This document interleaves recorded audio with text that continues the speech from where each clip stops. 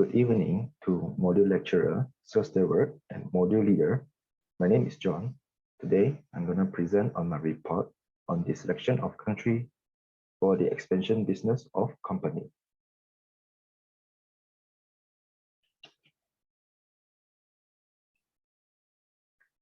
So in this presentation, I will be discussed on the background of the company, the country culture based on the Hofstede cultural dimension, the method of entering the country, and the challenges that may be faced by the company after entering the country.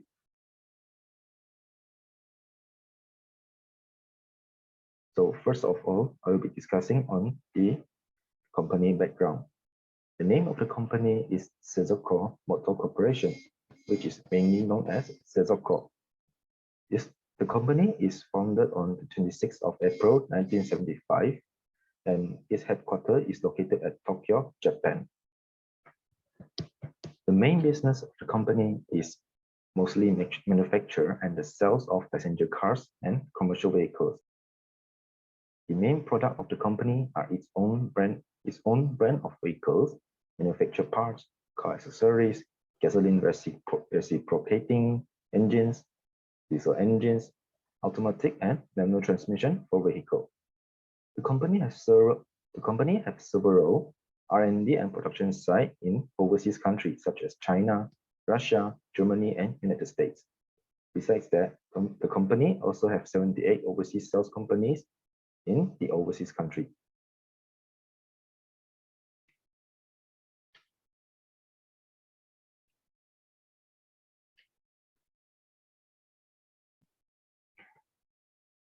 Next, I will be talking about the company vision. Sesoko's company vision are as below. The first vision is to improve the people lifestyle by owning a car. The second vision of the company is to make cars that is sustainable and benefit to Earth and society.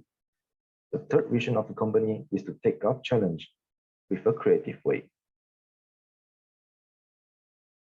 The brand essence for Sesoko is to enjoy driving.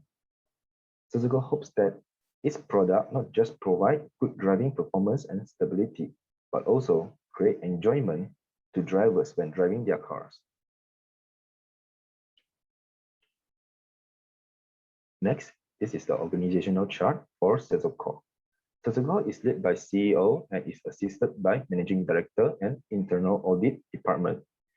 Managing Director is then assisted by Managing Director's Office, and under Managing Director's Office are Public Affairs Section, Legal Section, Administration Section, and Corporate Financial Section.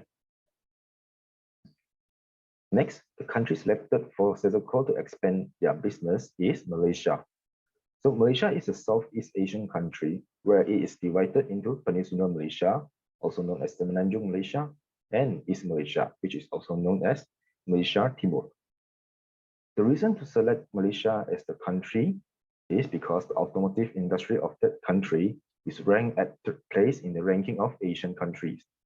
Besides that, there are 353,000 of passenger cars are sold in Malaysia in 2020, which is aligned to the product of Sesoko. Personal vehicles are the first option for Malaysians to travel in Malaysia, and Malaysia had registered almost 31.2 million motor vehicles in 2019.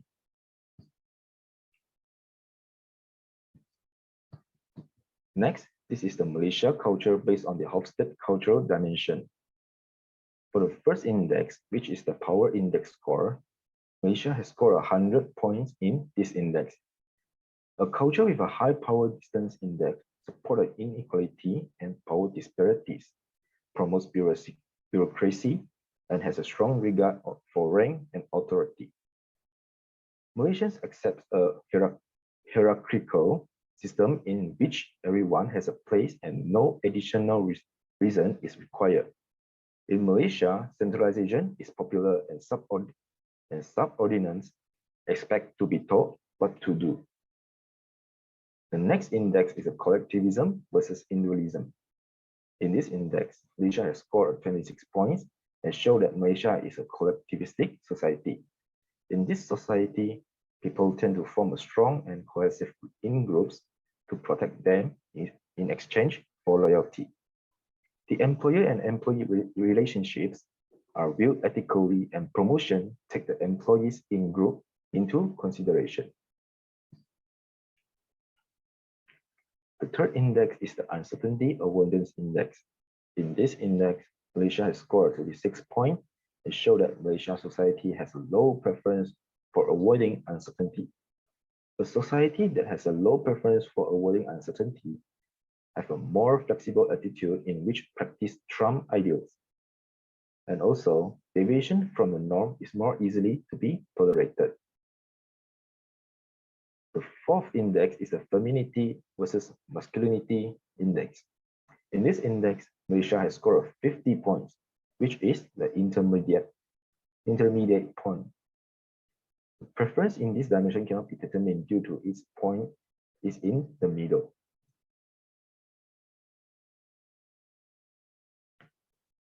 The fifth index is the short-term versus long-term orientation index. In this index, Malaysia has scored 41 points and show that Malaysia is a normative culture. In this society, the people prefer to uphold time-honored traditions and custom while being skeptical of societal change. Besides that, people in this society are more concentrated on the immediate future. For the last index is the Restraint versus Indulgence Index. In this index, Malaysia has scored 57 points and show that Malaysia culture is indulgence. People in indulgence culture typically incline to follow their inclinations and wants when it comes to having fun and enjoying life. Besides that, people in this culture are mostly have a good mindset and are optimistic.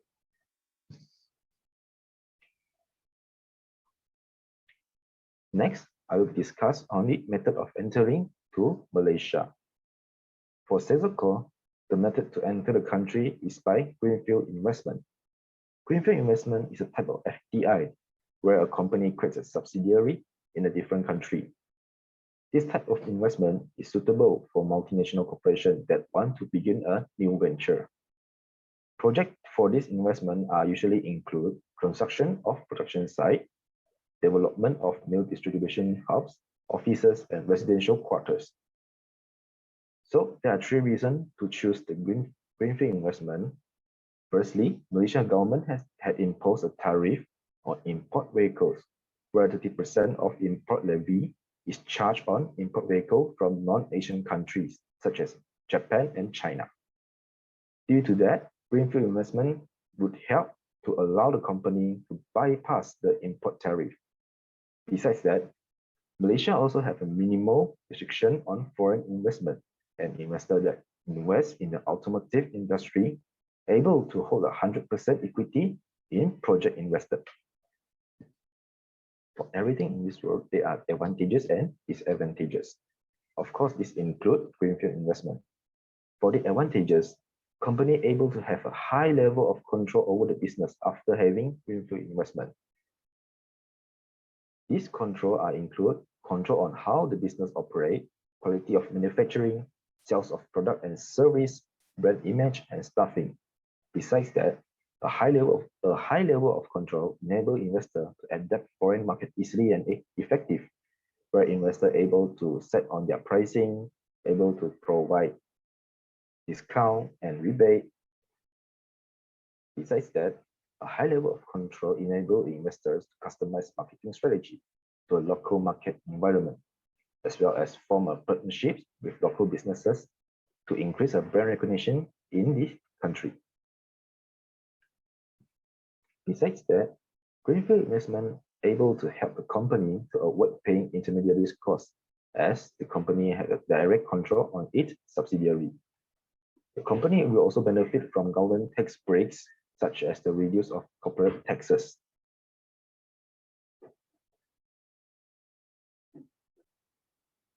On the other hand, greenfield investment has their own disadvantages.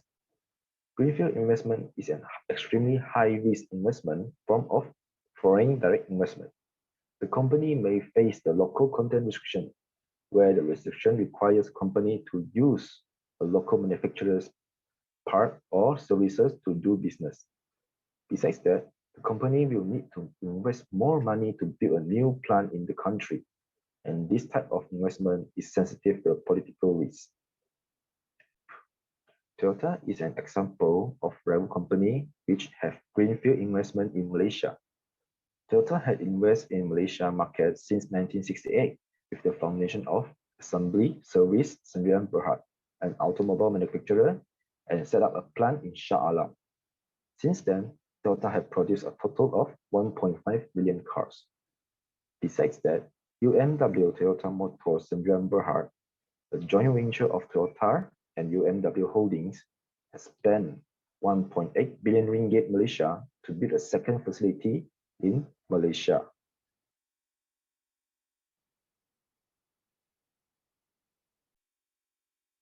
Next, I will be talking about the challenges that may face by the company. First of all, the first challenge that may face by Suzukor is they will be competing with a number of rival companies such as Toyota, Nissan, and Honda. These three brands of vehicle are popular among Malaysians.